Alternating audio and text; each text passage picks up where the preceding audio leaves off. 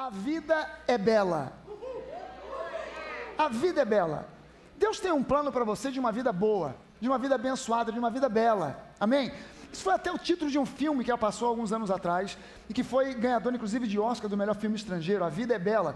Qual era a história do filme? Era um pai judeu que, na época da Segunda Guerra na Alemanha nazista, é preso, vai para um campo de concentração e vai com o filho pequeno. E ele tenta proteger o filho de todo o trauma possível, e pensando, olha, isso vai passar, isso vai acabar, e eu tenho que convencer o meu filho que isso é uma grande brincadeira, que isso aqui é uma grande, porque a vida é bela. E eu quero dizer para você que, apesar de circunstâncias desfavoráveis, de problemas que nos acometem, que são enviados do inferno contra nós, Deus quer nos proteger para que a nossa vida seja uma vida bela, seja uma vida proveitosa, seja uma vida abençoada. Amém? Deus não quer que você viva de acordo com as circunstâncias, mas que você viva de acordo com o plano dEle. E segundo o plano dEle, a vida é bela. Amém, gente? Olha, deixa eu até pedir desculpa para você pelo calor. Nosso ar-condicionado aqui já deu o que tinha que dar. E nós estamos já providenciando um ar-condicionado novo que vai congelar você. Tá? Não se preocupe, porque está vindo o ar-condicionado novo, o mais breve possível. Não posso garantir para você que essa semana ou na próxima, mas o mais breve possível. A gente já está comprando uma máquina nova.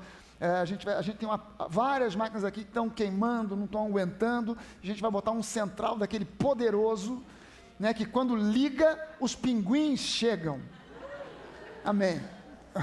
Ok, Deus tem para você um plano de uma vida abençoada. Amém? Deus não quer que a sua vida seja um tormento, seja uma luta infindável, mas que a sua vida você possa dizer, a vida é boa, a vida é bela. Amém? Graças a Deus. Vamos começar vendo aqui a passagem bíblica que eu selecionei para você entender que a vida é bela. Hebreus 10, versículos 26 e 27. Hebreus 10 diz assim: porque se vivermos deliberadamente em pecado, depois de termos recebido o pleno conhecimento da verdade, já não resta sacrifício pelos pecados.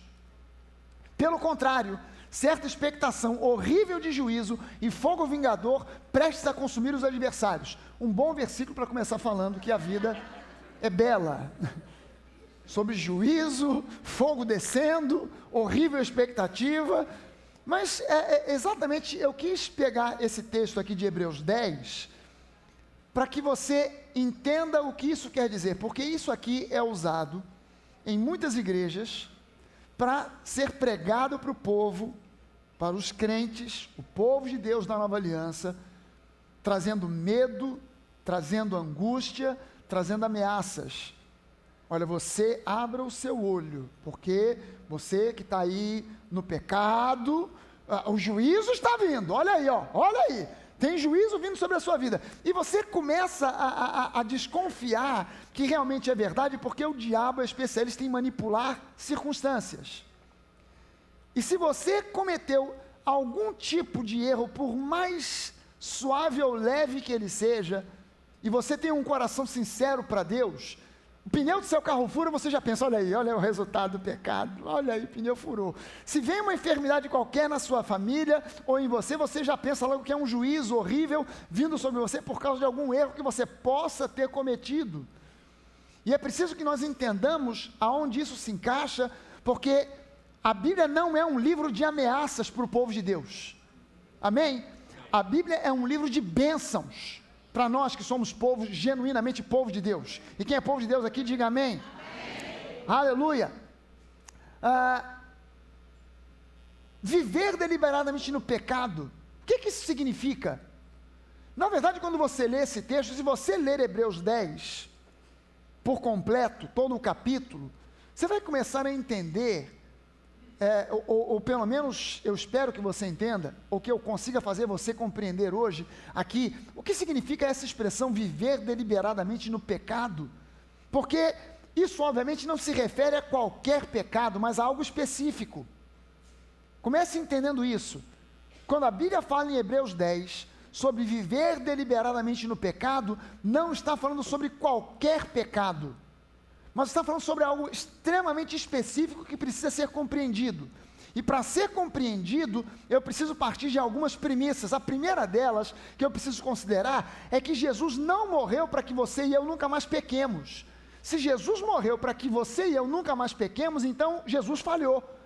Porque todos nós aqui, mesmo depois de termos recebido Jesus na nossa vida, ainda temos a possibilidade de pecar, e de lá para cá, muitos de nós já cometeram vários tipos de pecados em vários graus. Não é verdade? Nós não podemos ser hipócritas e dizer, não, pastor, depois que já aceitei Jesus, nunca mais pequei na minha vida. Você já está cometendo o primeiro pecado, que é a mentira. É óbvio, nós continuamos tendo a possibilidade de pecar, e muitas vezes nós pecamos em maior ou em menor grau, mas Jesus não veio para que nós nunca mais pequemos, Ele veio sim para que nós nunca mais ficássemos com a mancha do pecado, mas para que nós fôssemos limpos do pecado, para que nós jamais fôssemos novamente condenados com o pecado, e que jamais o pecado voltasse a nos separar do amor do Pai. Essa é a obra de Jesus na cruz do Calvário. Não é trazer sobre o homem uma responsabilidade, agora que eu morri por você, você tem a responsabilidade de nunca mais pecar. Não, Jesus nunca cobrou isso de nós. Deus nunca cobrou isso de nós. Na verdade, Jesus veio para que nós fôssemos limpos do pecado e jamais condenados pelo pecado, e que jamais o pecado nos separasse novamente do amor do Pai. Amém, gente? Quando você olha para a palavra e olha para Romanos 8 começa a nos dizer no versículo 33, quem intentará acusação contra os eleitos de Deus? É Deus quem os justifica. Você está entendendo aqui que a Bíblia está dizendo que não é você que se justifica para Deus, mas que Ele mesmo é quem te justifica? É Ele quem te salva, é Ele quem justifica você, não é Ele quem te acusa, mas é Ele mesmo. Quando vem acusação contra você, Deus não diz assim, e aí meu filho, o que você tem para me dizer? Para se defender dessa acusação que o diabo está fazendo contra você? Não, Ele próprio te justifica, é Ele próprio quem te defende. Versículo 34, quem os condenará aos filhos de Deus? É Cristo Jesus quem morreu, ou antes quem ressuscitou, o qual está à direita de Deus e também intercede por nós. Amém, gente? Quem nos separará do amor de Cristo?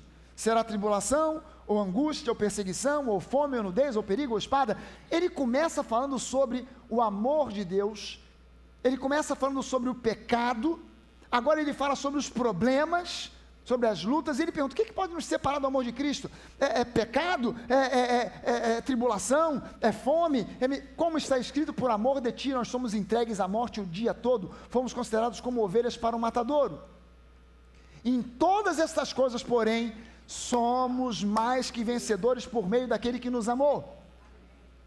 Porque estou bem certo de que nem a morte, nem a vida, nem os anjos, nem os principados, nem as coisas do presente, nem as do porvir, nem os poderes, nem a altura, nem a profundidade, nem qualquer outra criatura poderá separar-nos do amor de Deus que está em Cristo Jesus nosso Senhor. O que pode te separar do amor de Deus? Absolutamente nada. E essa é uma das provas de que o amor de Deus por nós é incondicional. O amor de Deus não é se você tiver um bom desempenho, se você nunca mais pecar. Não, o amor de Deus por mim e por você, ele é incondicional. Amém? O amor de Deus não está associado se você vem muito ou pouco à igreja. Se você vem muito, Deus te ama muito. Se vem pouco, Ele te ama pouco. Deus não te ama na proporção da sua frequência na igreja. Eu te amo na proporção que você frequenta a igreja. Deus não. Deus, Ele te ama independente de qualquer coisa. Amém, gente? Aleluia. João 8:10 é uma passagem conhecida, aquela passagem de João capítulo 8 é uma passagem em que trazem aquela mulher flagrada em adultério, para que ela seja apedrejada. Eles apresentam ela a Jesus numa forma de trazer uma pegadinha contra Jesus, fazer um truque para que ele caísse, e eles então pudessem acusá-lo de alguma coisa. E eles trazem e dizem, Jesus, essa mulher, eu sei que você é muito misericordioso, você é um homem perdoador, você tem até dado perdão de pecados a pessoas, coisa que a gente acha um escândalo, mas essa mulher foi flagrada em adultério. E a lei de Moisés diz que ela deve ser apedrejada. E aí? Você vai mandar a primeira pedrada? O que você vai fazer? Aí Jesus olha para aquela turma e diz: olha, aquele entre vocês que não tiver pecado algum, pode mandar a primeira pedra. Aí ele diz que eles já estavam com a pedra na mão, prontos para atirar. Aí a partir dos mais velhos começaram a deixar as pedras cair, se retirar, até os mais moços, e não ficou ninguém. Aí Jesus então, peraí, volta no versículo 10. Erguendo-se Jesus e não vendo a ninguém mais, além da mulher, perguntou-lhe: mulher, onde estão aqueles teus acusadores? Ninguém te condenou? Respondeu ela: ninguém, Senhor. Então lhe disse Jesus: nem eu tampouco te condeno. Vai e não peques mais. Se você reparar, como pouca gente repara quando lê esse texto, porque a maioria das pessoas quando lê a Bíblia, infelizmente lê com olhos religiosos, lê com os olhos vendados pelo véu da religiosidade. Mas quando você lê esse texto de forma aberta e honesta, a primeira coisa que você repara é que, antes de qualquer coisa, Jesus deu a essa mulher o presente da não condenação. Onde estão os teus acusadores? Nenhum ficou? Nenhum, Senhor. Mas comigo é diferente, mulher. Comigo o couro come.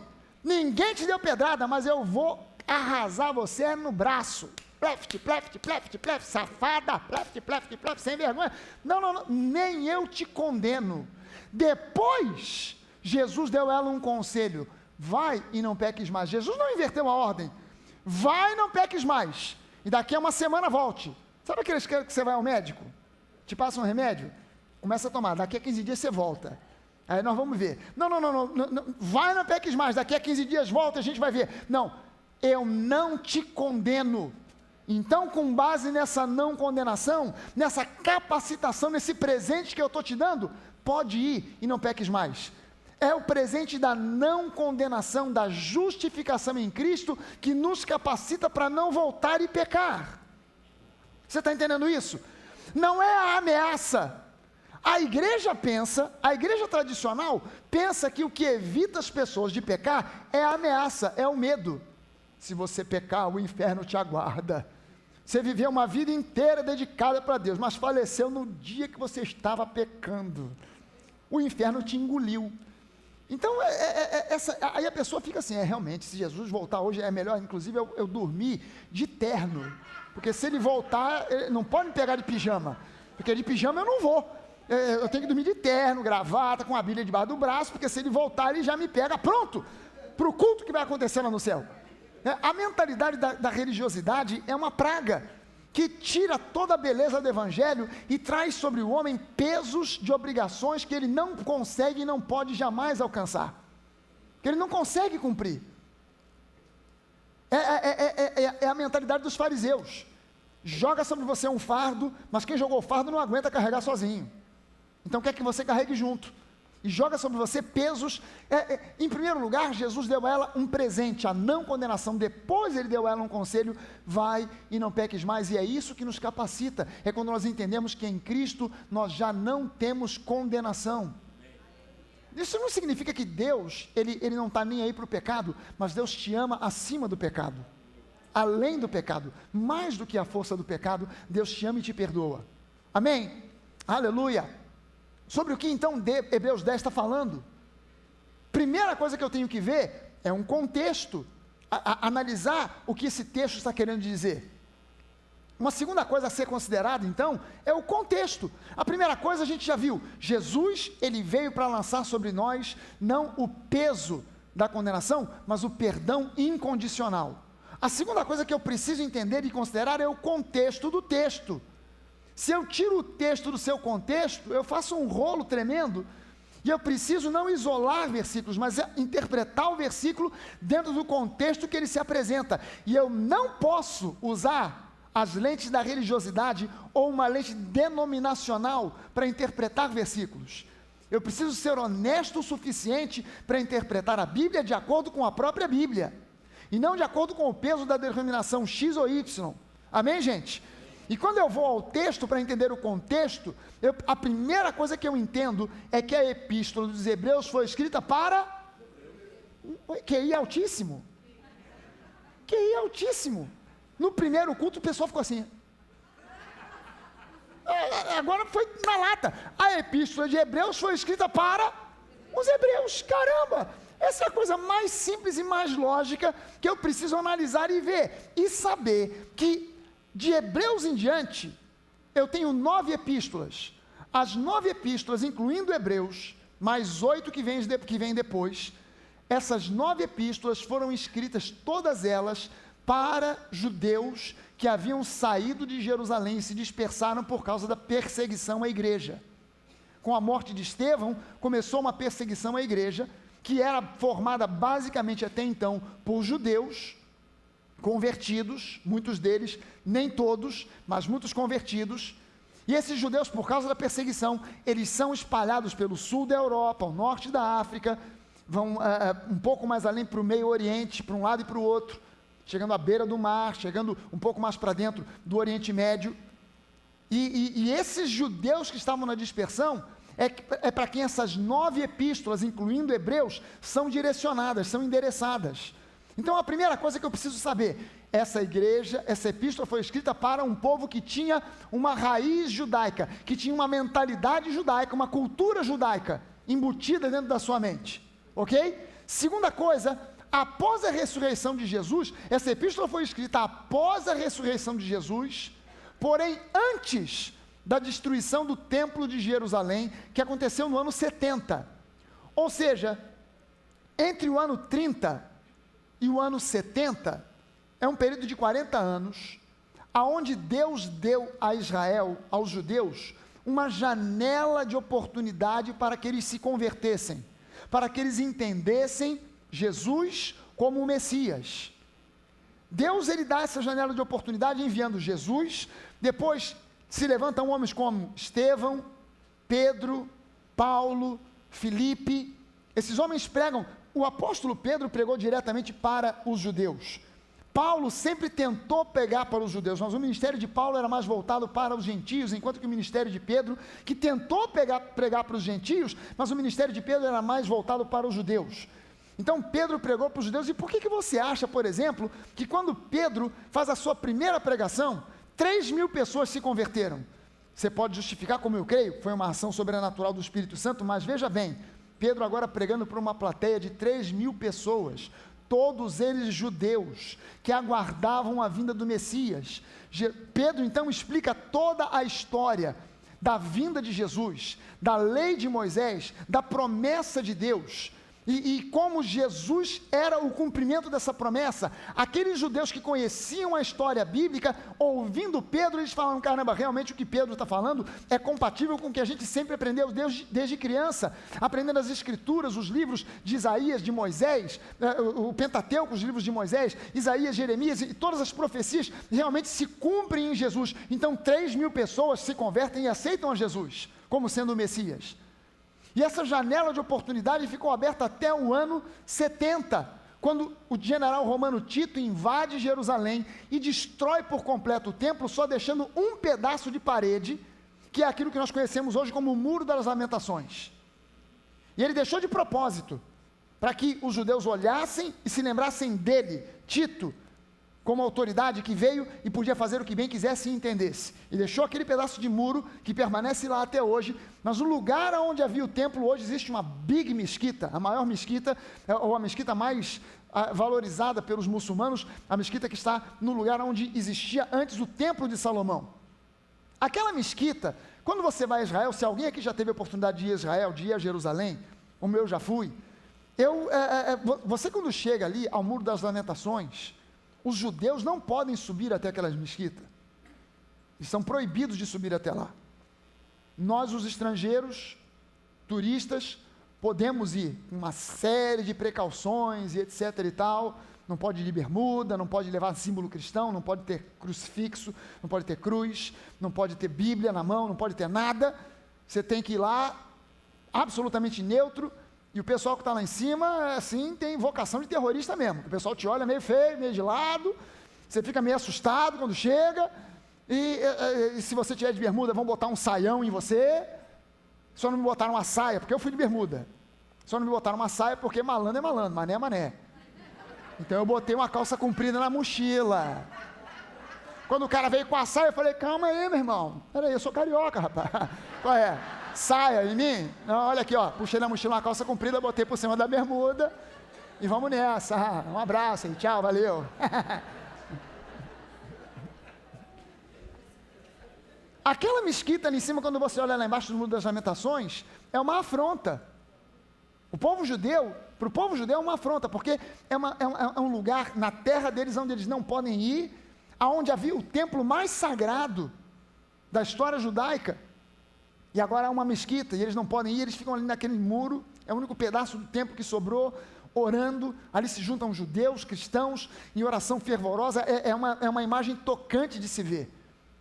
Mas entenda só o seguinte, Deus permitiu que aquele templo fosse destruído, porque depois da morte e ressurreição de Jesus, naquele templo, continuaram sendo feitos sacrifícios de bois, bodes e carneiros, ano após ano. Aí eu pergunto para você o seguinte, esses sacrifícios de bois, ovelhas, feitos ano após ano, depois da morte e ressurreição de Jesus, para Deus tinham algum valor? Nenhum. Aquilo agora que antes era algo valorizado por Deus, que era a única maneira legal aos olhos de Deus, de ter o pecado do povo encoberto, agora para Deus era mero rito, era mero ritual, era mera religiosidade, e para Deus rito, ritual e religiosidade não tem valor algum, porque tudo aquilo eram sombras que apontavam para Jesus. Quando você tem algo que simboliza algo, e o algo se concretiza, o símbolo perde o valor, não é verdade? Você não olha um marido depois que, enquanto ele tem uma noiva, ele tem diante dele alguém que representa a esposa que ele terá, mas no momento em que ele casa, ele não pensa mais na noiva, porque ele agora tem a esposa. Aquela noiva simbolizava a esposa que ele ia ter, agora que ele tem a esposa, ele não pensa mais na noiva, ele agora ama a esposa. Se ele continuasse, minha noiva, minha noiva, minha noiva, minha noiva, a mulher ia dizer, esse cara pirou, eu não sou mais noiva dele, agora eu sou mulher dele, eu sou esposa dele. Quando as pessoas continuavam sacrificando no templo, Deus estava dando um tempo de oportunidade para que as pessoas entendessem que Jesus era o Messias, que ele era o sacrifício, porque quando você abre o livro de Levítico, por exemplo, você vai encontrar logo de cara a descrição dos 5 sacrifícios possíveis de fazer: oferta de manjares, oferta queimada, oferta pela culpa, oferta pelo pecado. Aqueles sacrifícios todos apontavam para Jesus, simbolizavam Jesus. Cada peça do tabernáculo de Moisés apontava para Jesus. Cada sacrifício feito no Antigo Testamento, cada peça no templo de Salomão apontava para Jesus. O próprio templo de Salomão apontava para Jesus. Tudo apontava para ele, representava ele mesmo. Quando ele vem e é a concretização, o real, Deus deixa de lado aquilo que é símbolo, para focar no que é verdadeiro, naquilo que é concreto, naquilo que é real.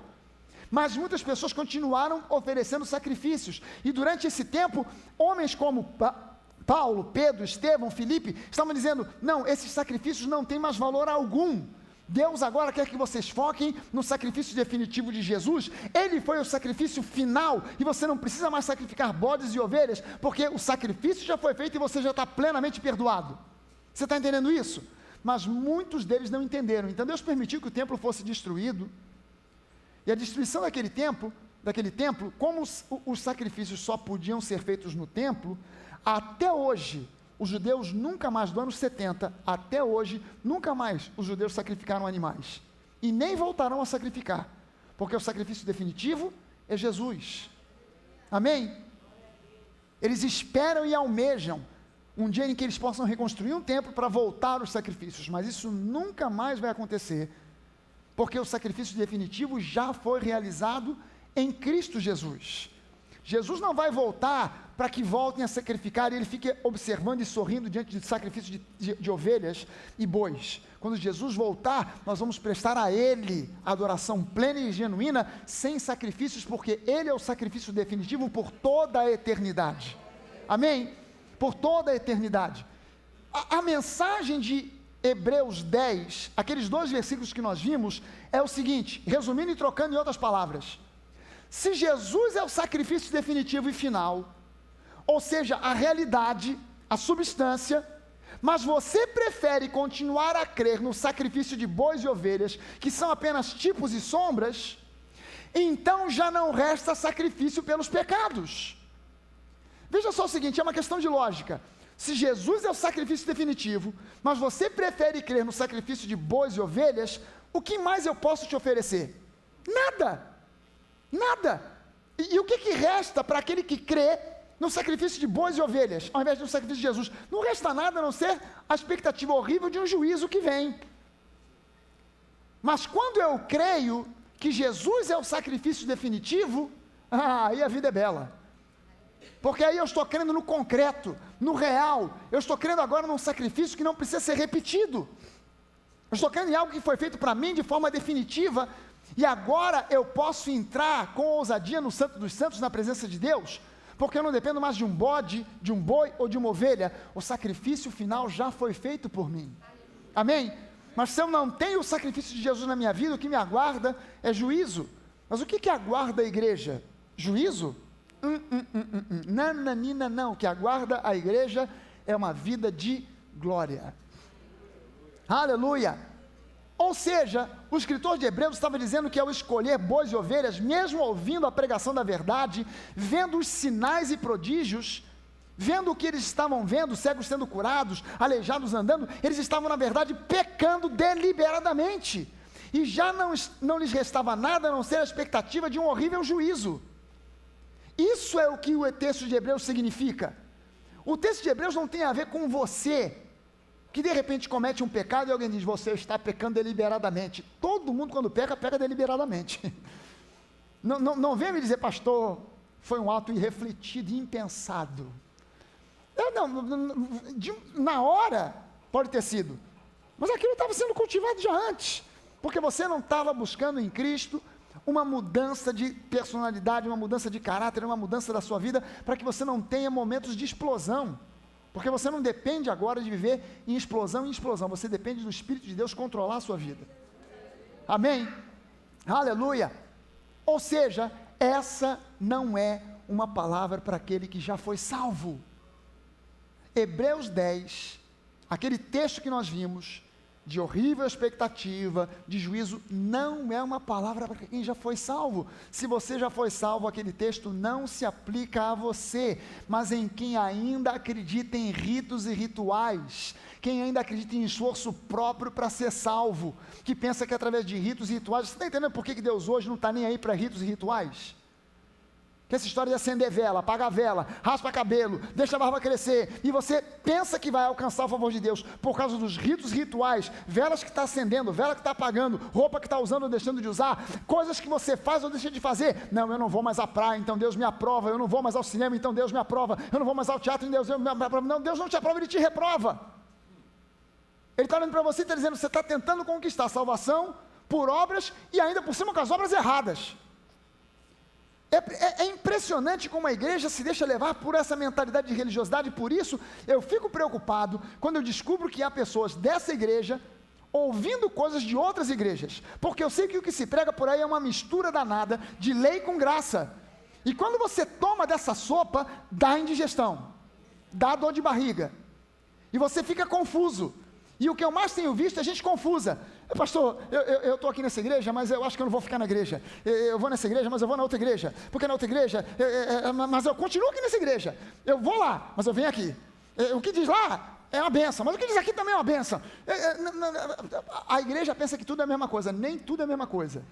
Tem coisas que tem rabo de gato, bigode de gato, pelo de gato, mia feito gato, mas não é gato. Você tem que tomar cuidado com isso. Você tem que tomar um cuidado terrível com isso aí. Saber discernir o que presta, o que não presta, o que é palavra de Deus, do que não é.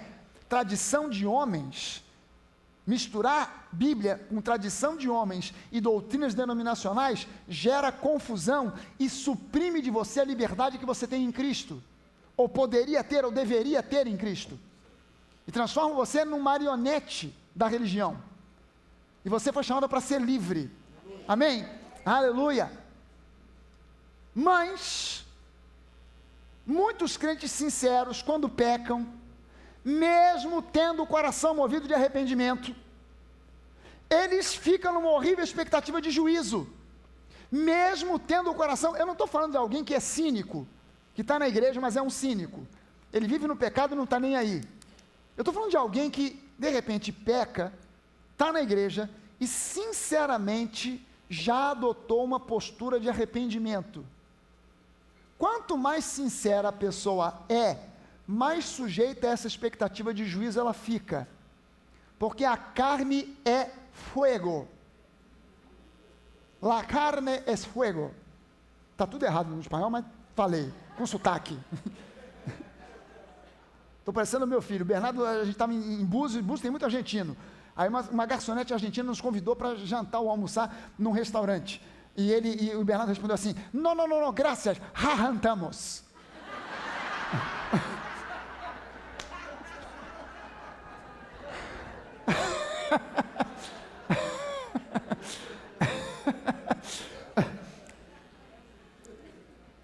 Eu preciso entender que essa sinceridade, quando existe, e quando eu falo de genuíno arrependimento, eu não estou falando de remorso. Entenda o seguinte, arrependimento, metanoia, mudança de mente, arrependimento não é um sentimento, é uma decisão.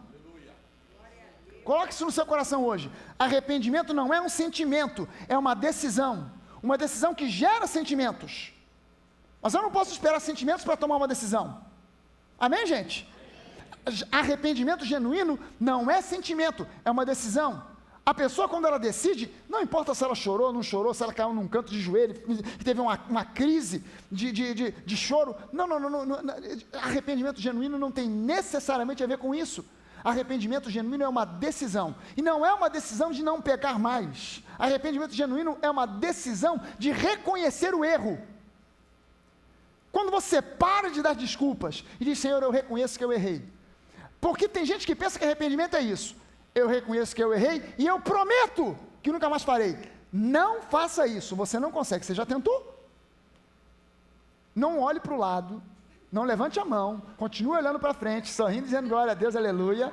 Mas você já tentou e não conseguiu. Sozinho você não consegue. Não é uma questão de você prometer, Deus, eu prometo que nunca mais. Porque quando você tropeça, a acusação que vem é maior ainda. Você não tinha prometido? Sem vergonha. Isso é a voz do inferno. Você não tinha prometido semana passada, você prometeu que não fazia mais, fez de novo. Eis que te diz o Senhor. Porque o diabo disfarça a voz dele, né? Para fingir que é Deus. O juízo agora será maior ainda. Ah, meu Pai! Você precisa se posicionar para entender que é uma decisão de reconhecer que errei. Isso é arrependimento. O não voltar a fazer é uma capacitação que só Deus pode te dar. Ninguém mais. Ninguém mais pode te dar essa capacitação. É Deus que, quando Ele diz para você, nem eu te condeno. Isso é o que te capacita para que você não volte a errar. E quando você erra de novo, se você erra novamente, Ele continua te amando, Ele quer que você ouça a voz dEle, não a voz da denominação, não a voz da religiosidade, mas a voz dEle que te chama para dizer, eu continuo te amando intensamente, profundamente, incondicionalmente, e eu te fortaleço para que você mais uma vez seja capacitado para não retornar ao mesmo pecado.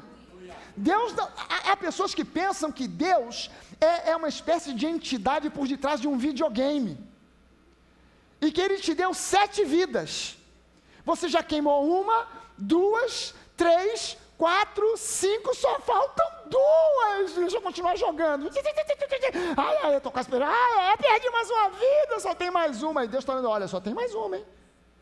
Se queimar, já era, há uma horrível expectativa de um juízo, meu Deus, eu vou parar de jogar, que é para não queimar a vidinha que está sobrando. Deus não é um controlador de um videogame, que deu a você 7 vidas, para que você vá queimando 1, 2, 3, e depois as chances se acabam. Não, Deus é um Deus que renova a cada manhã sobre você as suas misericórdias.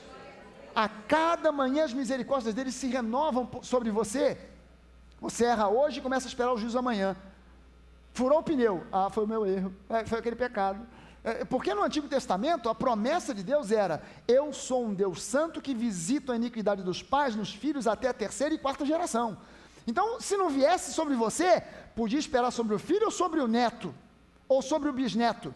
Mas na nova aliança, Deus diz para nós: dos vossos pecados e iniquidades eu não me lembrarei.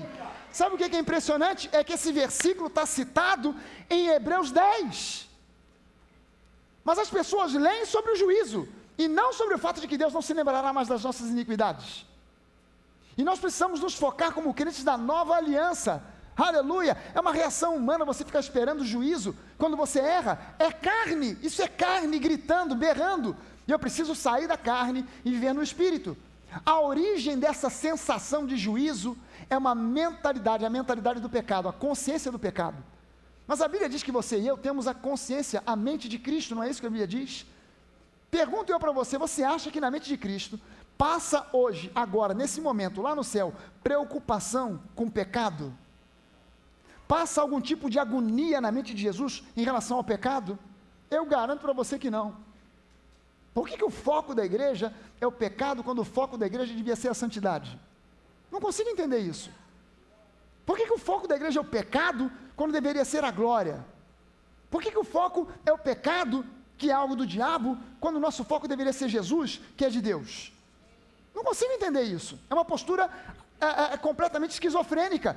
E nós precisamos nos livrar dessa consciência do pecado e assumir a consciência da justiça, da justificação. Nem eu te condeno. O diabo te condena, mas eu não te condeno. É a palavra de Deus para você. Hebreus 10, começando lá no versículo 22. Eu vou retroceder alguns versículos para você entender sobre o que Hebreus 10 está falando. Ele diz lá: aproximemo-nos com sincero coração, em plena certeza de fé, tendo o coração purificado de má consciência e lavado o corpo com água pura. Guardemos firme a confissão da esperança. Essa palavra esperança no grego é elpis, que significa expectativa, uma alegre expectativa de coisas boas. O que Jesus está dizendo para nós através desse versículo? Você errou, não fique na expectativa do juízo, mas confesse a esperança de restauração. Confesse a esperança que há no seu coração, de que tudo vai dar certo e que Deus vai te transformar e te capacitar para que você não volte a errar. E você, entenda só, quando ele fala sobre juízo, ele não fala sobre uma expectativa, ele não fala sobre elpis, porque juízo todo mundo espera.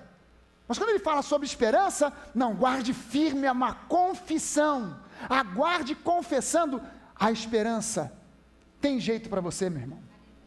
Tem jeito para... pastor, acho que eu não tenho mais jeito. Tem jeito para você, sempre tem. Em Deus sempre tem jeito. Com Jesus sempre há um começo novo. Amém? Quando você falha e reconhece que errou, justamente o que você não deve ter é uma expectativa de juízo. É justamente o que você não deve ter. Mas deve manter firme uma confissão de esperança contra os sentimentos e as circunstâncias que o diabo vai manipular para que você fique esperando por um juízo. Confesse a sua esperança. Não, eu estou convicto de que Deus tem uma vida melhor para mim. A vida é bela, a vida é boa, e Deus não me chamou para viver uma vida miserável, aguardando por um juízo a qualquer momento. Deus me chamou para viver uma vida abençoada, aguardando pelo melhor. Amém? Na esperança do melhor. O inimigo sempre vai tentar te convencer de que as circunstâncias adversas são um sinal de que Deus está furioso com você. Sempre. E ele usa 2 recursos. É colocar no seu coração uma ideia: Deus virou as costas para mim. Ou então, vem alguém, que sempre tem alguém, de alguma igreja, para chegar para você para dizer: é Deus que permitiu essa miséria na sua vida. Quer dizer, o diabo não tem mais função nessa história, né? O diabo, coitado, está num canto só olhando Deus trabalhar. E Deus está fazendo tudo, de bom e de ruim. Não, a Bíblia diz que todo dom bom vem do alto, todo presente bom vem de Deus, mas que tudo aquilo que é ruim vem do inferno. Então eu preciso me posicionar para entender que Deus não está furioso comigo nem com você. Deus te ama incondicionalmente. Amém? Aleluia. Lembre-se, nós somos povo da nova aliança, somos filhos, não somos servos de Deus.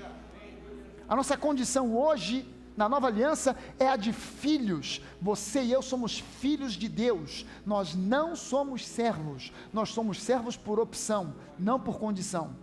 A nossa condição é a condição de filhos. No Antigo Testamento não tinha opção, eles eram servos. Nós optamos por ser servos, mas nós somos filhos. Amém?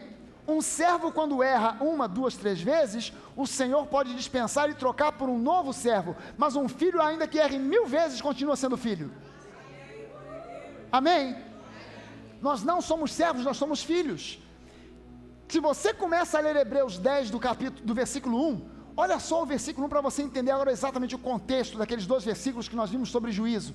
Olha o que ele diz: ora, visto que a lei tem sombra dos bens vindouros e não a imagem real das coisas, nunca jamais pode tornar perfeitos os ofertantes com os mesmos sacrifícios que ano após ano, perpetuamente eles oferecem. De outra sorte, não teriam cessado de ser oferecidos, porquanto os que prestam culto, tendo sido purificados uma vez por todas, não mais teriam consciência dos pecados.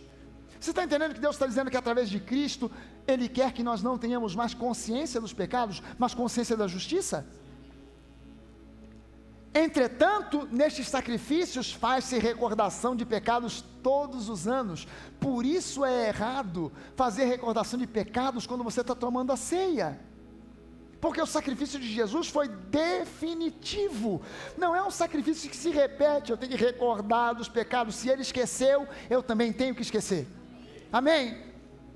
Porque é impossível que o sangue de touros e de bodes remova pecados. Ora, todo sacerdote se apresenta dia após dia a exercer o serviço sagrado e a oferecer muitas vezes os mesmos sacrifícios que nunca, jamais podem remover pecados. Jesus, porém, tendo oferecido para sempre um único sacrifício pelos pecados, assentou-se à destra de Deus.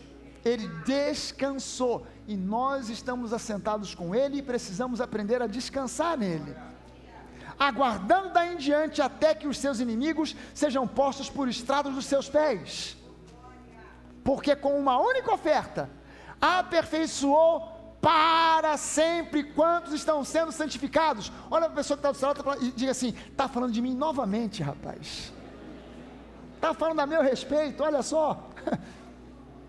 E disto nos dá testemunho também o Espírito Santo, porquanto após ter dito: esta é a aliança que farei com eles depois daqueles dias, diz o Senhor, porém no seu coração as minhas leis e sobre as suas mentes as inscreverei. Ele então acrescenta: também de nenhum modo me lembrarei dos seus pecados e das suas iniquidades para sempre, forever and ever and ever, amen. Ora, onde há remissão destes, dos pecados, já não há oferta pelo pecado.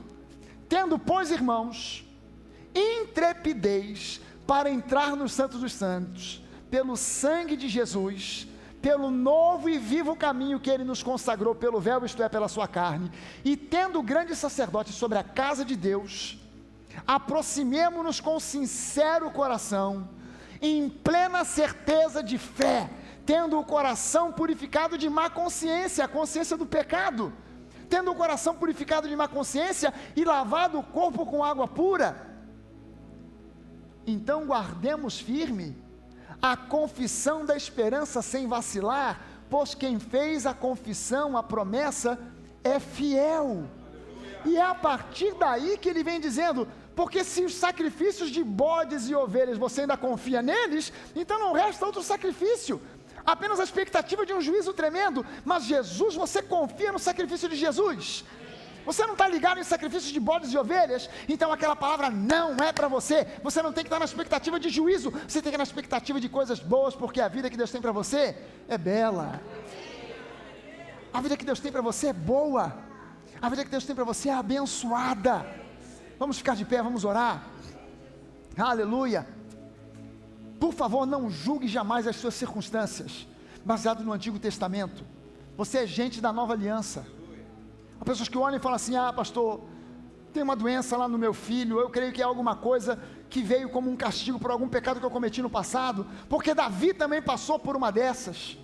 Primeiro filho de Davi, filho dele com Batseba, a criança ficou doente, ficou enferma, Davi orou, pediu, chorou, fez de tudo, e Deus colocou diante de Davi: Davi, não tem jeito, você errou, e agora o juízo vem, porque eu sou o Deus Santo, que visita a iniquidade dos pais nos filhos até a 3ª e 4ª geração. Essa é a lei. Eu não posso fugir da lei. Eu te amo profundamente, mas eu não posso burlar a lei em função do amor que eu tenho por você, porque a lei estava acima do amor. Mas na nova aliança, o amor está acima da lei, porque a lei caducou, e nós hoje somos novas criaturas em Cristo. O que aconteceu com Davi não é para se repetir com você. O que aconteceu com Jó não é para se repetir com você. As desgraças do Antigo Testamento não são para ser repetidas em você, é para que você entenda que pela lei, ninguém consegue se justificar diante de Deus. Ritos e rituais para Deus não têm valor algum. Tiveram na Antiga Aliança. Ritos e rituais na Antiga Aliança tinham um valor tremendo, porque era a única saída do pecado para o homem, era cumprir os ritos e os rituais da lei. Mas na Nova Aliança, Jesus foi o sacrifício definitivo. Então eu já não estou mais na expectativa de um juízo terrível, eu estou na expectativa de coisas boas. Elpis.